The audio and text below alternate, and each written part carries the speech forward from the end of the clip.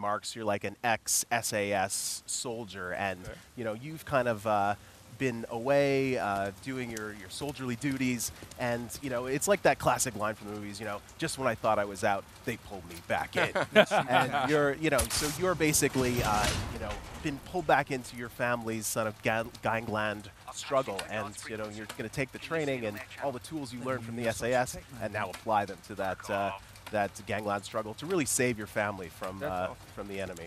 So what exactly makes Blood and Truth here, which we actually announced back at Paris Games Week about a month and a half ago, what makes this sort of bigger and better than the London Heist? Well, we can see a lot of it on display here. So we got a lot of the things from the London Heist, like the object interaction, that one-to-one motion, you know, like you know, James is going to pick the lock here. You can actually see him moving the move controllers in order to move the character's hands and pick the lock with his physicality. So we got a lot of that. We're doing all kinds of that. We're also doing a lot of movement. You know, a lot of VR games now are doing a lot of teleportation and stuff, and we just thought that is not right for us. You know, we want to have a grounded, real experience where you feel like you're in the experience for real. And so we have this movement system where you kind of move like a soldier tactically from point to point. You can do the classic sort of action hero thing where you're on either side of a doorway, kind of doing the gun lean, left and right, strafing. Gotta have a gun lean. That's it, man. Gun lean's important. I mean, that's one of the things I think about virtual reality in the action genre specifically that's so interesting. And not to talk about another game, but we saw a little bit of this from Firewall, which was actually announced at Paris the other night. I mean, and we're seeing it here. This ability to peek around corners, this ability to you know, sort of peer over obstacles, things that are almost impossible to do, or certainly not a little bit cumbersome to do on a traditional flat game, as they say, played on your TV. I mean, we've seen some developers over the years experiment with leaning and things like that, but it's just so much more intuitive in virtual reality. It becomes a core part of the experience. Yeah, absolutely. I mean, we see people ducking and leaning by instinctually, not even necessarily trying to go, oh, the bullets are coming in, I need to lean. It's like, oh, watch out. Yeah. I mean, it's just something that, you know, I know there's a ton of people out there who have still not, you know, tried out VR. It's a new, exciting technology, but I mean, games like this, especially with this high production value, and you know, just being able to really, it's a great test case for what I think is possible here in this virtual reality future. And it looks fantastic. Yeah, graphics are really nice. One of the best looking VR games I've seen. So tell us a little bit about this interface we're seeing right now. Like, it looks like security camera. Yeah, so we're kind of showing our object interaction off a little bit in this part of the demo. So we're trying to track this character, Keach, and figure out where he's going to be at in this casino. So we're using the security feeds to just sort of track him, and then we're going to, obviously, we might just go after him, actually. Because, interesting. You know, he's just not the nicest person. Oh, well, gonna shoot some people in the casino, it seems. Yeah.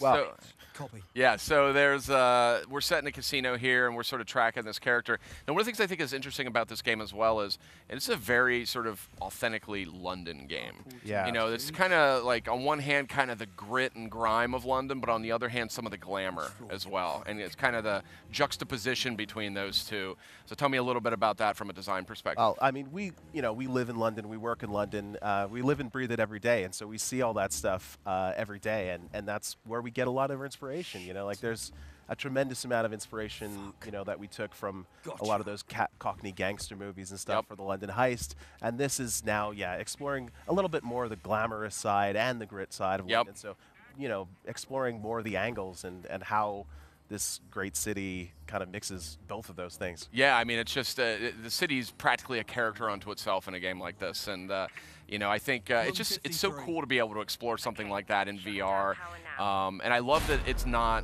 you know, just sort of a shooter. I mean, I love shooters to death. I play them all the time, but I like that they kind of here. And actually, we're gonna see a little shooting right. Oh, that's cool. Yeah, using the PlayStation Move there, getting that precision shot in. It's very atmospheric here, very tense. So this is actually first gameplay, first live gameplay that we're seeing out of this. And so this is Blood and Truth. Now, I don't think a release date has been discussed on this one yet. It's just well underway.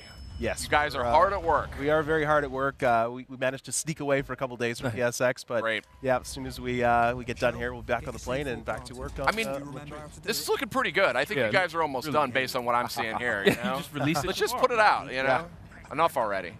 Now, this looks great. I mean, You know, and I know development, especially on VR, is tricky because there's just so many moving parts, there's so many moving pieces, and there's so many things you have to factor in during a development process. So I'll be honest with you, I've been doing this for a long time. It's not often that I see a title, you know, so early in development that looks this polished. Oh, well, thank you, first of all. You know, we have a really great team in London Studio. You know, the team behind the London Heist, behind VR Worlds, and, you know, the studio actually has a pretty rich history. Yeah, it does. Stuff. We did, you know, the Getaway back in the day, and, you know, we have some people on the team that actually still are in the studio from that title. So we learned a lot over the years, and, you know, we're just applying it with Blood and All Truth. coming together. Yeah. You know, I feel like it is, and being able to actually go to a show like this and show it to people and seeing the smiles on people's faces after they're playing it is just awesome. This is cool here. Was that a charge I saw, an explosive charge that was planted so there? you're basically trying to take out Tony's casino here and basically kill one of his major revenue streams. And so you're planting some C4, moving through the casino. We can see our movement system at work here. James is kind of strafing around between the movement points and shooting at the enemies.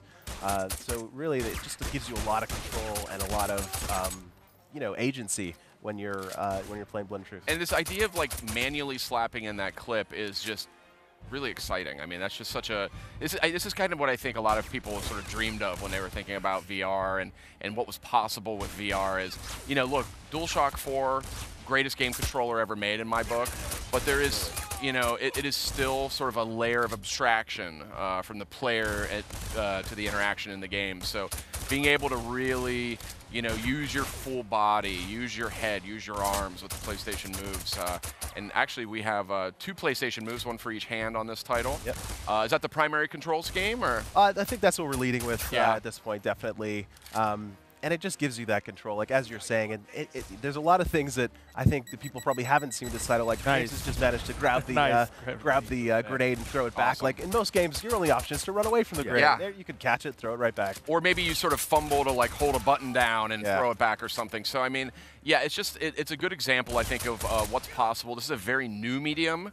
We're all figuring this out. We're all in it together here. Every developer is working in the VR medium, trying to, you know, just really innovate, you know, and develop a new, you know, vocabulary for gaming, and that's, I think, what's exciting to me to see games like this.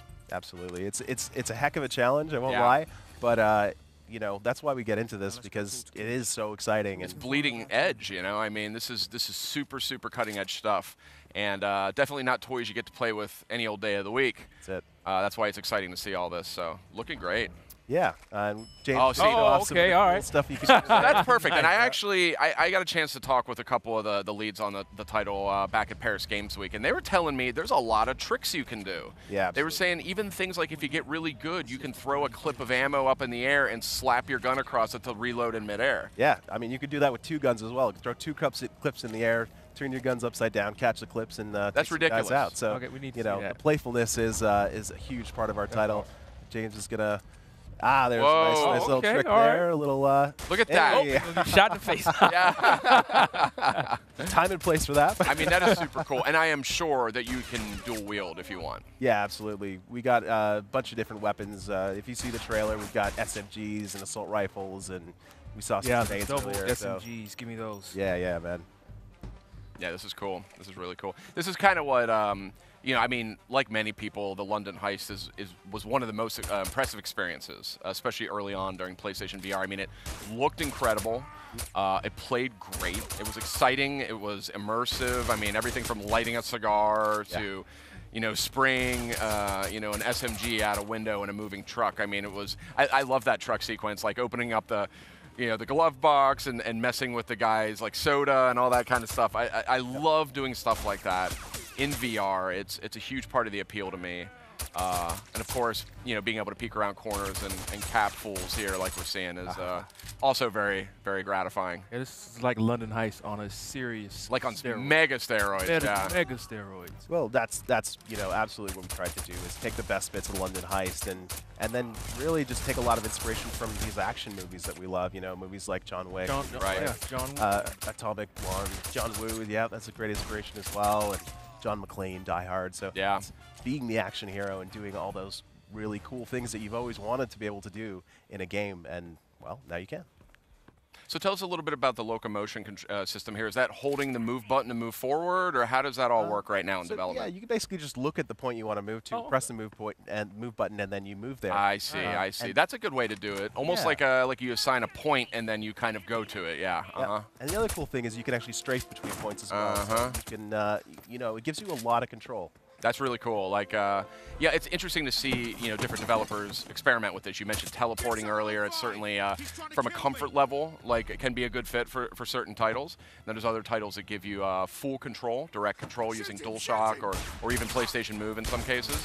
But, I mean, I think this is what I mean is there's still just a lot of experimentation going on. This is crazy. Yeah, this is, one of our sort of mechanics is the slow-mo idea. Yeah. Oh, shot Marvin in the face. Wow. You can basically, move faster than the enemies because of your training, and so, yeah, you see James showing that off there. It feels awesome. So how often Super can cool. you use that mechanic? Well, I don't know how much we're going to talk about in the show, but let's say that, you'll be using it quite a bit. Okay. There's That's good definitely enough a lot for me. of that. Yeah. lots of opportunity to experiment and play with that and feel those cool And then doing reloads in slow-mo, right? Yeah, absolutely. You can reload. You can do all those gun tricks in slow-mo as well. So, a lot of really, really cool things. Crazy. I mean, he's our demoer here is managing this awfully well. He's a scary guy with a gun. He's a producer, and when he tells me the schedule is the schedule, I can't do it, Yeah, I better listen to him. That's it. That's cool. Yeah, it actually really works too. Like, it doesn't feel clumsy or, I mean, this is like very smooth. Oh my. Here we go. So yeah, I know there's some decisions you can make in this game too. Yeah, tell us a little bit about that. Yeah, well, I mean, in the game, we want you to be the kind of action hero that you want to be. So do you want to be the guy who's trying to kind of convince this character to give the information and be the good cop, or are you going to be the bad cop? In this sequence, you can make a choice about what to say. You can also make a choice of what to do. There's nothing stopping him from shooting that guy in the face right now and just going, look, give me the information. So he's just fired a warning shot there. That's another way to get the information you need. What's he going to do? That's it. I swear. Oh, shot him in the kneecap. Shit, you I think James is in a bad mood today. Yeah. Oh, you slippery fuck. Shit.